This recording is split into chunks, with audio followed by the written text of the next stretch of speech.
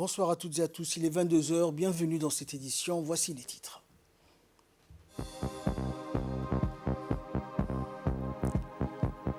Réunion sur la recrudescence de chocs climatiques et exogènes fragilisant les populations vulnérables à Djibouti, une réunion organisée par le ministère des Solidarités et le ministère des Affaires étrangères. Et 9 milliards d'euros pour l'Ukraine, nouveau plan de la Commission européenne, ce sera dans l'actualité internationale. Bonsoir à tous. Le Premier ministre Abdelkader Kamel Mohamed a inauguré ce matin une école de théâtre Iskoufilan située dans la cité d'Enguela. À son arrivée sur les lieux, le Premier ministre a été accueilli par la directrice et fondatrice de l'école, Mariam Abdelkader Moussa.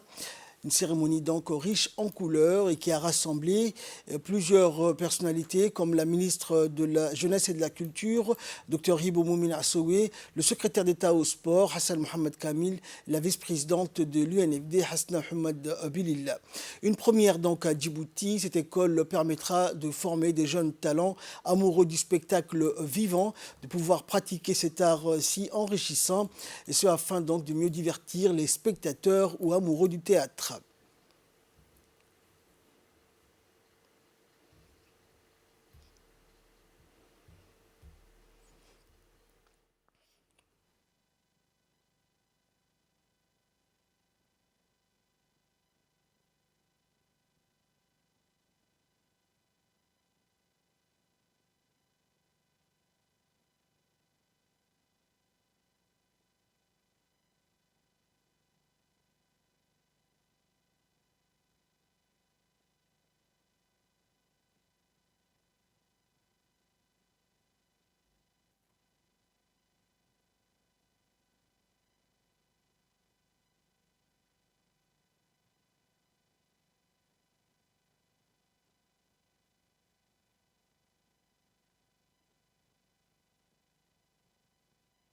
Aujourd'hui, c'était l'inauguration de l'école de théâtre d'Iskoufilan, une première chez nous.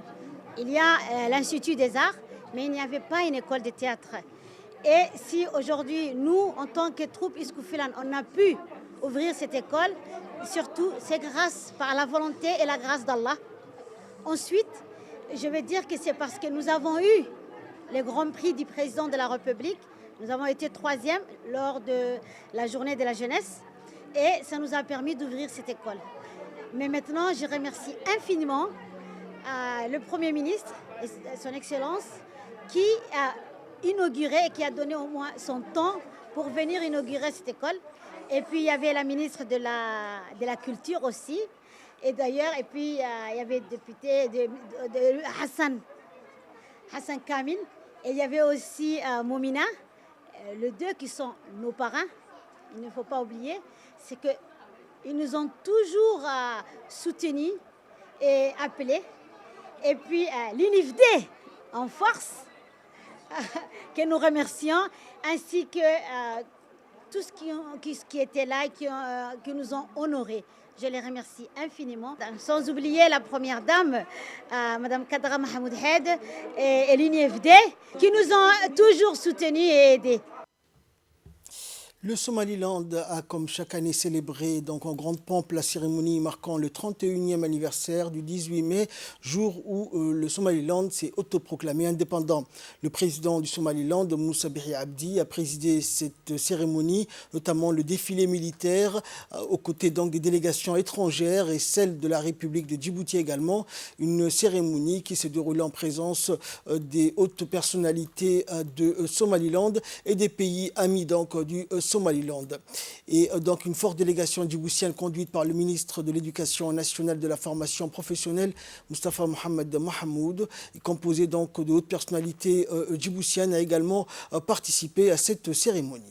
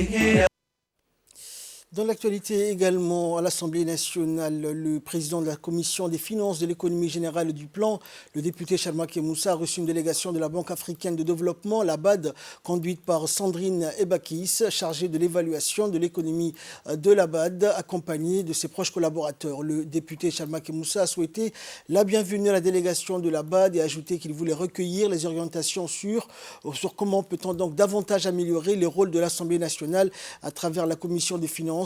La Banque africaine de développement est un partenaire très important de Djibouti donc dans plusieurs domaines. Et le chef de mission de la BAD a remercié le président pour l'accueil réservé au sein de leur auguste représentation nationale. Et le Parlement national de Djibouti a reçu également la visite des collégiens de l'école Al-Irshad. Les écoliers ont profité donc pour rendre visite au Parlement et découvrir l'hémicycle, le siège des représentants du peuple. Et durant leur visite, les écoliers qui étaient accompagnés de leurs enseignants et des cadres administratifs de leur école respective donc, ont été reçus par les honorables parlementaires de l'Assemblée nationale. Les écoliers ont interrogé les députés sur le fonctionnement de l'Assemblée, du rôle des parlementaires et de la place de la femme au sein de la représentation nationale.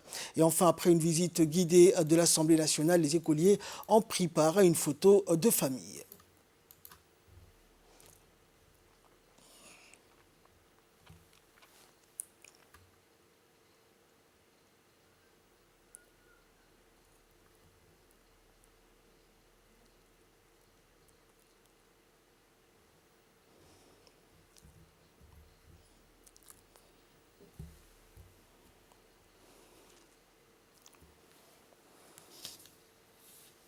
C'était dans les titres de cette édition. La grande salle de réunion du ministère des Affaires étrangères et de la coopération internationale a abrité ce matin une importante réunion de coordination de l'appel à la solidarité organisée par le ministère des Affaires sociales et des solidarités et celui des Affaires étrangères.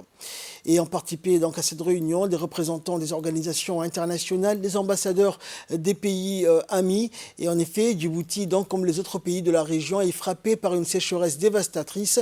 Et l'heure semble donc venue le moment de tirer la sonnette d'alarme. C'est ainsi que le représentant résident du système des Nations Unies a expliqué donc qu'à l'instar des pays de la région, la situation de la sécheresse qui persiste impacte doublement Djibouti, qui n'est pas un pays producteur mais fortement tributaire des importations des produits alimentaires, et d'ajouter également que le gouvernement a mis tout en œuvre, notamment des mesures de soutien dans le domaine social.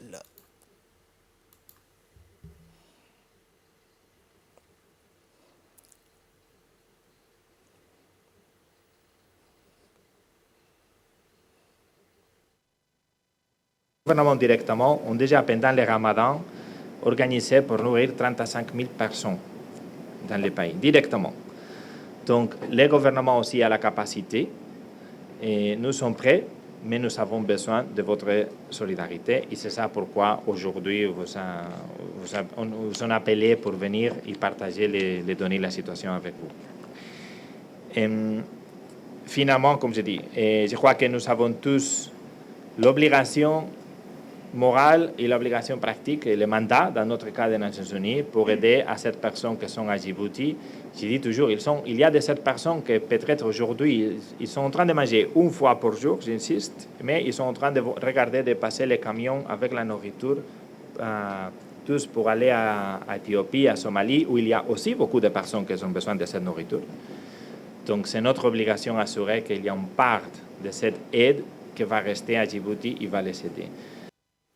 De son côté, la ministre des Affaires sociales et de solidarité, Mme Mouloufa Ismaël Abdo, s'est réjouie donc de la tenue de cette importante réunion. Le pays donc a subi depuis quelques années une succession de chocs exogènes et multidimensionnels qui ont des conséquences directes sur notre économie et nos populations. L'année 2022 a elle seule accumulé les effets de la pandémie de la Covid-19, des sécheresses récurrentes de la Corne de l'Afrique qui persistent encore et de manière significative, de l'invasion acridienne dévastatrice en milieu rural, de tensions politiques des pays voisins impactant nos recettes budgétaires, ainsi que la perturbation de la chaîne d'approvisionnement et tout dernièrement de l'inflation des prix de denrées de première nécessité provoquée par la crise ukrainienne.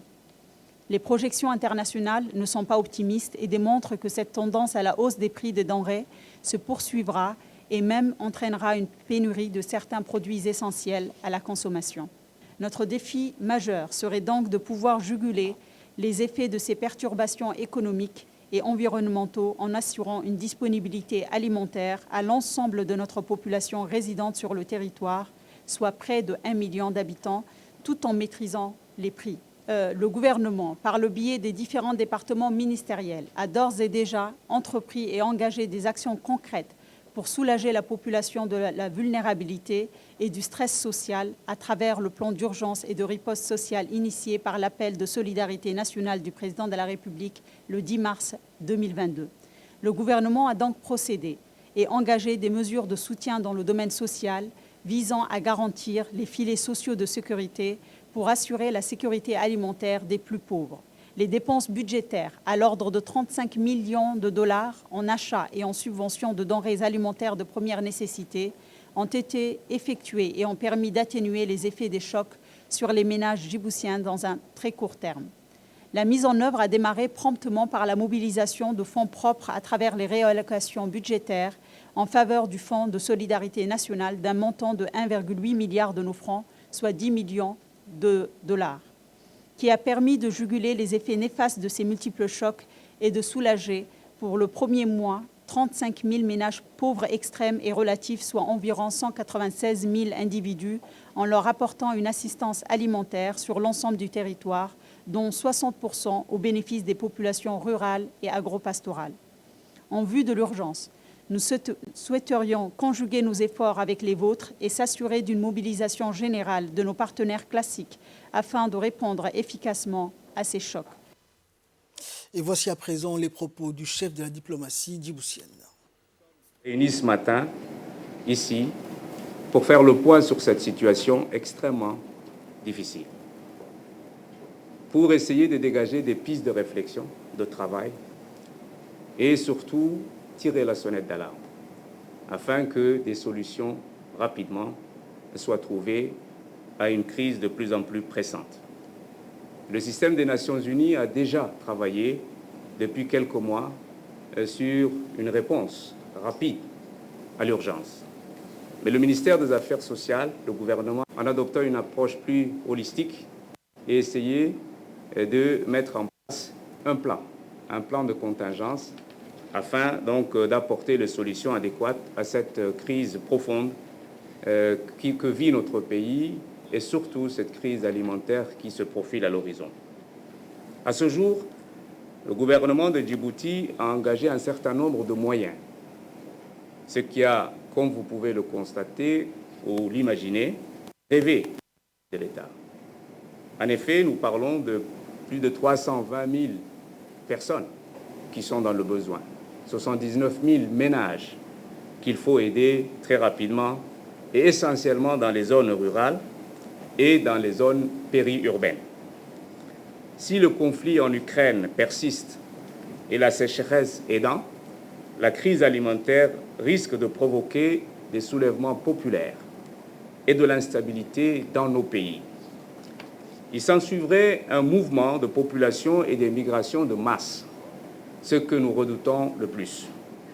Il est évident qu'il nous faudra prendre la mesure des risques encourus par nous tous et de réfléchir aux solutions adéquates à apporter donc à cette crise alimentaire qui se profile à l'horizon. Mesdames et messieurs, nous comptons sur vous pour relayer ce message et nous accompagner à traverser une période difficile qui s'annonce pour nos populations. Dans l'actualité également, la République de Djibouti a adhéré officiellement à l'organisation de coopération numérique basée à Riyad, en Arabie Saoudite, le 17 mai dernier, après que l'ambassadeur de Djibouti à Riyad, Yahiddine Saïd Bamahrama, en présence de la secrétaire générale de l'organisation et du directeur des relations internationales et gouvernementales, ait procédé à la signature de la charte fondatrice de l'organisation de la coopération numérique lors d'une cérémonie à l'ambassade de Djibouti, qui devient ainsi le 10e membre de l'organisation et le 4e pays africain avec Bahreïn, la Jordanie, le Koweït, le Nigeria, Oman, le Pakistan, le Rwanda et l'Arabie saoudite, ainsi que le Royaume du Maroc, à s'engager en faveur de la numérisation de l'administration et de son économie. L'Organisation de coopération numérique travaille avec le gouvernement, la société civile, les organisations internationales et le secteur privé pour faire progresser la transformation numérique inclusive au sein de ses États membres par notamment la mise en place des initiatives axées sur l'économie numérique et le soutien des jeunes, des entrepreneurs et des femmes. Le ministre des Finances et de l'Économie, Ilyas Moussa Daoualé, a reçu ce matin une délégation européenne avec à sa tête l'ambassadeur Aïden Ouara. Après un bref entretien, le ministre de l'Économie et des Finances a procédé à la signature avec l'ambassadeur de l'Union européenne, Aïden Ouara, d'un accord de financement de 30 millions d'euros pour l'extension du système d'assainissement de la ville de Djibouti, et ce afin de lutter efficacement contre les risques sanitaires et l'impact environnemental lié aux eaux usées en situation de ruissellement dans plusieurs grands quartiers de la capitale. Cette enveloppe regroupe plusieurs grands projets qui sont l'appui aux projets d'extension et de renforcement des réseaux d'assainissement de Djibouti, le projet PERAT 3 pour un montant de 15 millions d'euros, la construction d'un collecteur à Balbala Sud, 10 millions d'euros, et enfin la contribution au projet Prospero, 5 millions d'euros. De nos jours, puisqu'il faut que nous protégions notre environnement. Et donc, Djibouti a besoin d'être protégé du changement climatique. Et notre partenariat avec Djibouti est basé autour de et sur l'eau. Et donc, c'est ainsi, par exemple, que notre mission navale, Opération Atalante, aide à garantir l'accès au port de Djibouti. Le travail des FFDJ contribue également à protéger le trafic portuaire.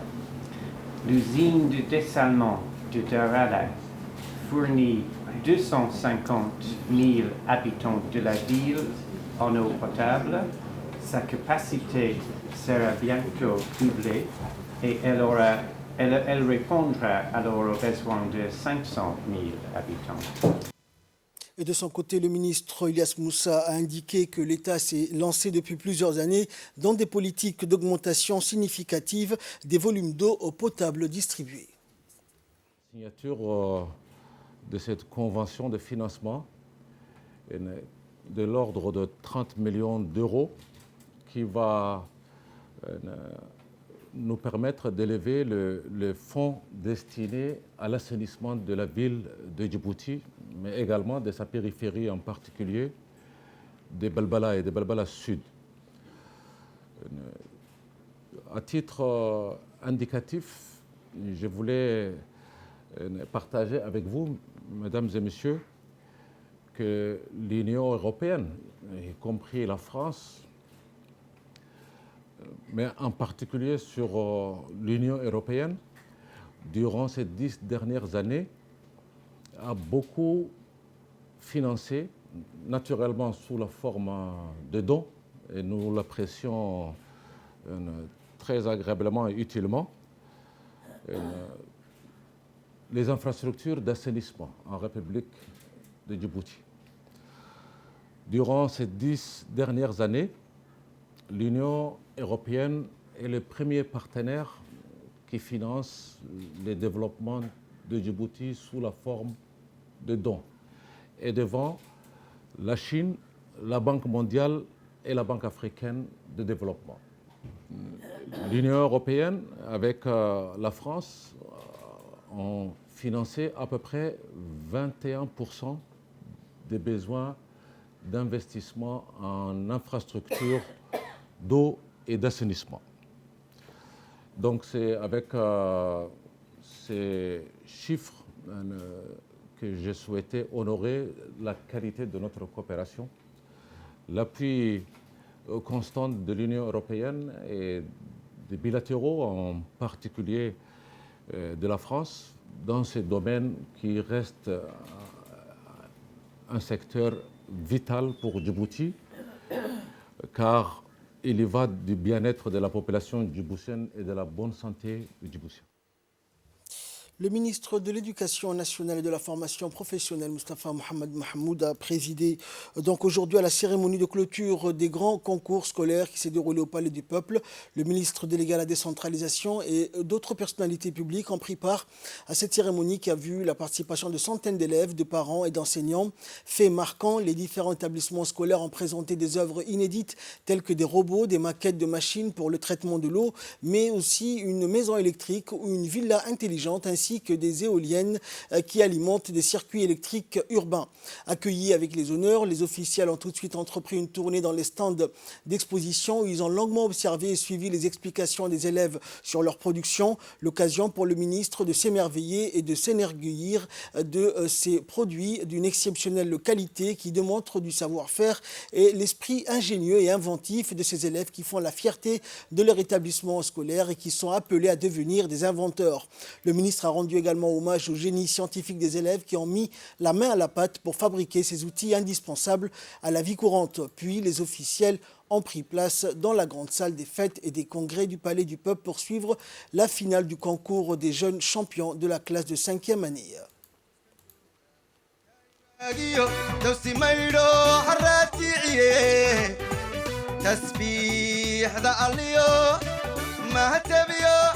تسمع دقة دقة دقة دقة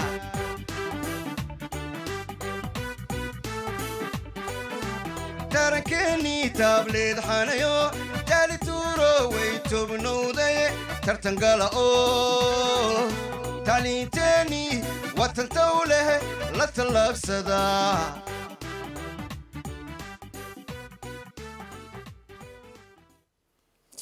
Le ministre délégué à la décentralisation, Rassim Haroun, a dirigé aujourd'hui les travaux d'une réunion de préparation de la première session du baccalauréat général décentralisé dans les régions. La rencontre s'est déroulée dans la salle de réunion du MENFOP en présence des hauts cadres du ministère de l'Éducation nationale. Rappelons que lors de la déclaration dite de Mouloud de juillet 2021, le ministre de la décentralisation avait annoncé que dès l'année scolaire 2021-2022, les bacheliers des régions vont passer leur bac chez eux en région. Plus la peine de se déplacer vers la capitale, la décentralisation, c'est aussi et surtout cela, avait-il souligné. Rassim Haroun a souligné la politique holistique et clairvoyante du président de la République qui a fait de la décentralisation une priorité nationale. Il a rendu un hommage solennel au ministre de l'Éducation nationale pour le mérite d'avoir cru en ce projet malgré de nombreux obstacles qui se dressaient sur son chemin.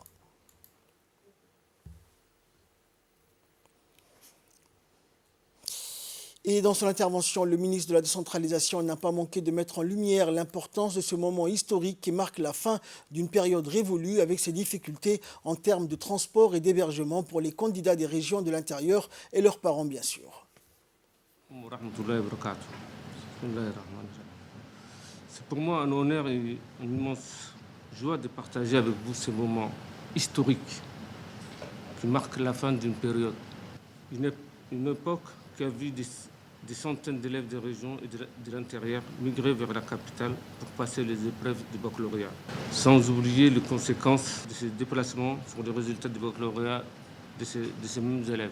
Une époque qui apportait aussi son lot de difficultés aux parents qui étaient chargés de trouver un hébergement décent à leurs enfants pour permettre à ceux-ci de subir les épreuves du baccalauréat dans les mêmes conditions que presque des élèves de Djibouti-Ville. Alhamdulillah, grâce à Dieu, cette époque est désormais révolue. Et c'est pour ça que nous sommes aujourd'hui ici. Après avoir élu la volonté divine qui a permis cette réalisation, je me permets de remercier et de féliciter la politique clairvoyante de son Excellence le Président, qui a érigé la décentralisation et la déconcentration en une priorité nationale. Son Excellence le Président de la République a tracé une voie, fixé une orientation, mais les bras opérationnels qui a concrétisé cette vision présidentielle et bien entendu le ministère de l'Éducation nationale, M. Moustapha. Il faut reconnaître au ministère de l'Éducation nationale et de la formation professionnelle le mérite d'avoir cru à ces projets, malgré de nombreux obstacles dressés sur son chemin. Cela ne l'a pas découragé, mais au contraire, il a cru dur comme fer pour arriver à cet objectif de délocaliser l'organisation des épreuves de baccalauréat dans les régions de l'intérieur en dépit des coûts budgétaires générés par cette décision. Je ne manquerai de citer aussi les bonnes intentions et les engagements fermes tenus par les autorités régionales et plus particulièrement les présidents des conseils régionaux qui ont bien voulu prendre en charge du coût des hébergements, de restauration et des transports des élèves. Le concours défi lecture des écoles annexes a eu lieu hier au centre de formation des enseignants de l'enseignement fondamental organisé par ce centre en collaboration avec l'UNFD dans le cadre du programme DEGRA. Ce concours défi lecture a opposé les élèves de 5e année des écoles d'annexe 1, 2 et 4. Les élèves de l'école d'annexe 1 se sont qualifiés en premier et ont remporté le premier prix composé de tablettes pour enfants offerts par l'UNFD avec le financement de l'USAID. Les élèves de l'école annexe 4 se sont qualifiés pour la seconde place et ont obtenu également des prix. Et le concours défi lecture a été présidé par la directrice générale du centre, Aïcha Farah, en présence de la coordinatrice des programmes de l'UNFD et des responsables de l'UNFD. Et encore relire pour essayer de comprendre les différentes histoires qui leur étaient proposées, de répondre aux questions, mais la finalité étant surtout de lire, de faire lire nos élèves. Et je crois que cette finalité, nous l'avons atteinte. L'objectif est atteint. Aujourd'hui, il y a une école qui s'est distinguée, une autre qui s'est classée deuxième. Moi, je m'adresse à la troisième école. Les élèves de l'école annexe 2 vont participer à la fête de fin d'année des écoles annexes. Et à ce moment-là, il leur sera remis un prix. Écoutons à présent les propos de la coordinatrice des programmes à l'UNFD. Plaisir, en tout cas pour nous et pour moi personnellement, de participer, de prendre part à ce défi, à ce concours. Donc merci d'abord, vraiment félicitations aux organisateurs qui ont participé, qui ont organisé surtout cet événement. Félicitations à tous, aux enfants, à ceux qui ont gagné, à ceux que pour aujourd'hui ça n'a pas marché. Vous avez tous été fantastiques, vraiment. Moi j'ai adoré personnellement de participer à cet événement. En plus des souvenirs que ça réveille, vraiment c'est un moment de plaisir en tout cas pour nous. Donc bravo à ceux qui ont réussi et bravo aussi pour vos efforts aux autres. En nouvelle nationale, toujours, à l'instar de la capitale et des autres régions de l'intérieur, le pays, donc plus de 90 élèves de la 5e année des écoles fondamentales de la région d'Arta ont composé les épreuves de l'évaluation certificative de fin de cycle 2, communément appelée OTI. Une importante délégation conduite par le préfet adjoint de la région d'Arta et l'inspecteur régional a inspecté donc les bons déroulements des épreuves et s'est rendu dans les différents centres d'examen du chef-lieu de la région d'Arta. Les examens de l'OTI se sont déroulés dans 3 centres d'examen, à savoir Artaville, Ouéa et Damerjoug.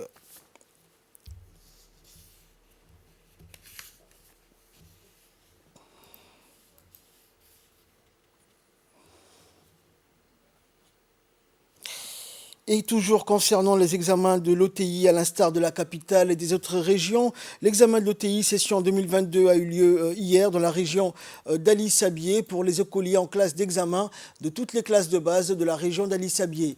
400 centres prévus à cet effet ont accueilli les candidats dans la ville d'Ali Sabié, chef-lieu de cette région du sud-est du pays. 2 autres ont assuré la même fonction dans la sous-préfecture de Ali Adé et des Holhol. Les examens donc et les centres ont pu accueillir les 769 candidats inscrits.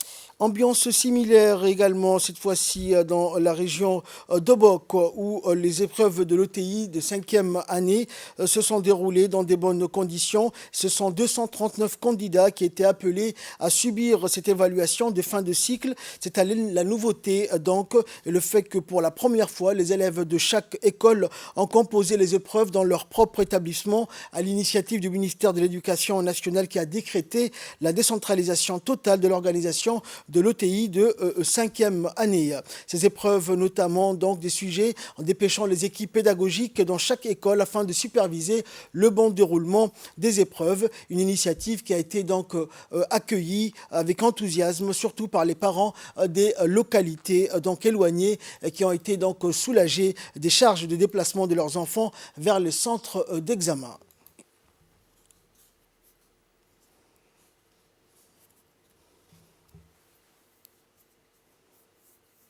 Et nous restons dans le nord, à Tadjoura cette fois-ci. Ce sont 595 élèves donc repartis dans 9 centres d'examen qui ont été appelés hier à composer les épreuves écrites de ce test. Une délégation conduite par le préfet adjoint de la région et du vice-président du conseil régional a donc visité tour à tour les différents centres d'examen. Les chefs des établissements ont pris leurs dispositions nécessaires pour assurer le bon déroulement de ce test tout en respectant les conditions d'examen.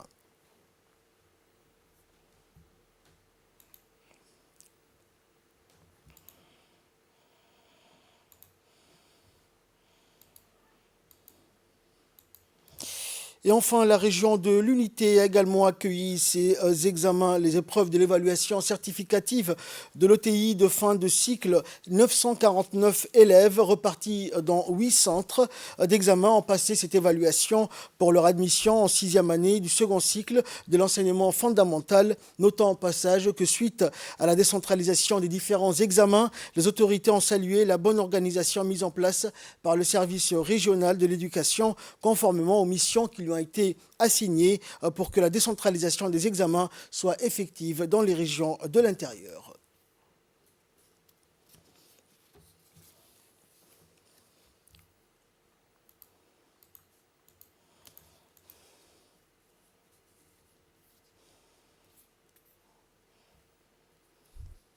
Et nous passons à l'actualité internationale. 9 milliards d'euros pour l'Ukraine, le nouveau plan de la Commission européenne.